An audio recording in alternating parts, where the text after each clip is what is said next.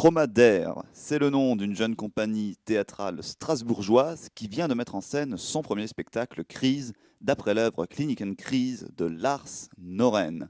Alors bonjour, Geoffrey Goudot, metteur en scène, Loïc Bonhomme et Louise Durier, comédiens, vous êtes d'ailleurs tous comédiens dans ce spectacle. Donc Geoffrey, raconte-nous comment est-ce qu'est née cette compagnie Dromadaire. Alors la compagnie Dromadaire s'est formée il y a un an suite à un projet qui avait un directeur de théâtre qui est celui de l'Espace Malraux de Gaspolsheim, où en fait j'avais un projet de service civique en deux parties, c'est-à-dire que j'aidais à la salle Malraux et au sein du village, et à côté de ça je pouvais créer mon propre projet artistique. Et j'ai décidé de monter cette troupe à l'aide d'un ami d'abord qui m'a proposé Noren à la suite d'un appel parce que je cherchais une pièce à faire. À la base, je voulais faire Songe d'une nuit d'été de Shakespeare, mais bon, je me suis dit quelque chose de plus contemporain, de plus actuel. Et lui, il m'a proposé Noren. Du coup, j'ai acheté Noren et à la lecture, je me suis dit, je vais le monter. Et à partir de là, j'ai décidé de monter une troupe. Donc tu as découvert cette pièce Crise donc de Lars Noren, auteur suédois, tu l'as découvert par la lecture plus que par la mise en par la vue d'un spectacle quoi. C'est ça, et ensuite j'ai vu qu'il a été mis en scène et par Martinelli à Strasbourg au TNS, et par l'Artus à l'époque, il y a 2 ans. Je ne savais pas du tout, en fait, c'est une pièce qui a déjà été montée dans le coin, mais du coup 2 fois ces dernières années.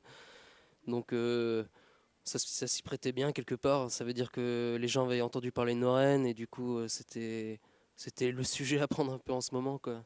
Est-ce que tu peux nous raconter un peu de quoi ça parle, Crise? Alors, Chris, c'est des personnages qui sont dans une annexe d'hôpital psychiatrique, annexe de l'hôpital Beckomberga, qui est le plus grand hôpital psychiatrique en Suède.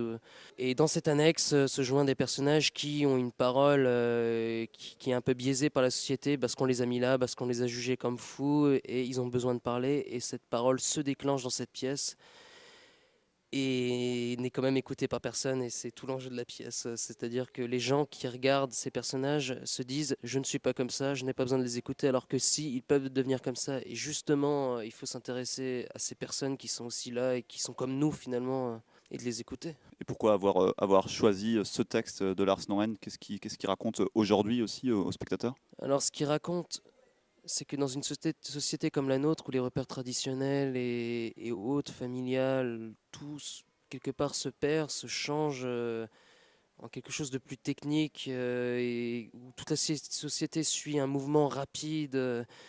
En fait, tout le monde va essayer d'être dans la norme, rentrer tellement dans la norme qu'ils peuvent à un moment péter les plombs, en gros, et se retrouver au dehors de la norme. Et du coup, se retrouver dans des lieux comme l'hôpital psychiatrique ou l'annexe dont on parle dans la pièce. Et vous avez participé, enfin vous avez lancé ce projet via crowdfunding, via Ulule, c'est ça? Ça se passe comment pour lancer un projet comme ça? C'est beaucoup de communication, j'imagine? Carrément, en fait, il faut créer un compte d'abord, envoyer les statuts de l'association, tout ça, expliquer le projet.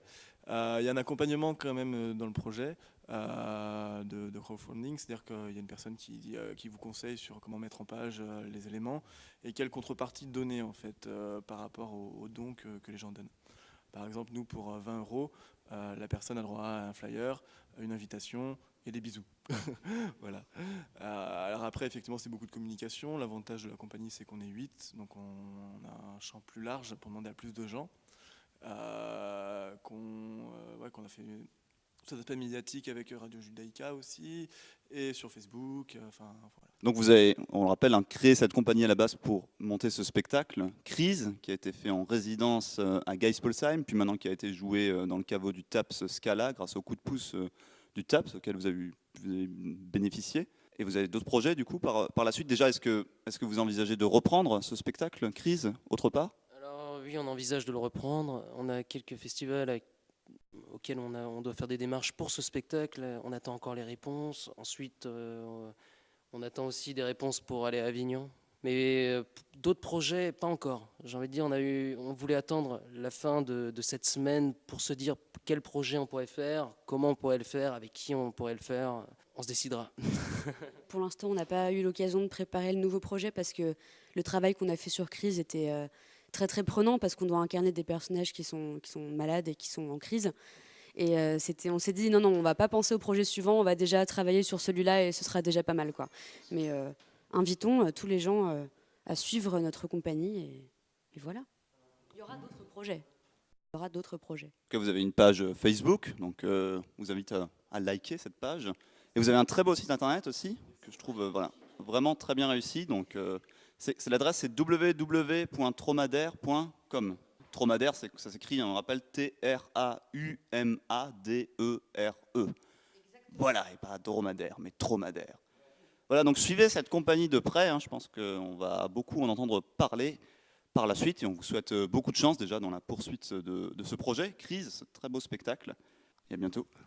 C'était la compagnie Tromadaire, au TAPS Scala, Pierre Charpilloz, Radio Arc-en-Ciel.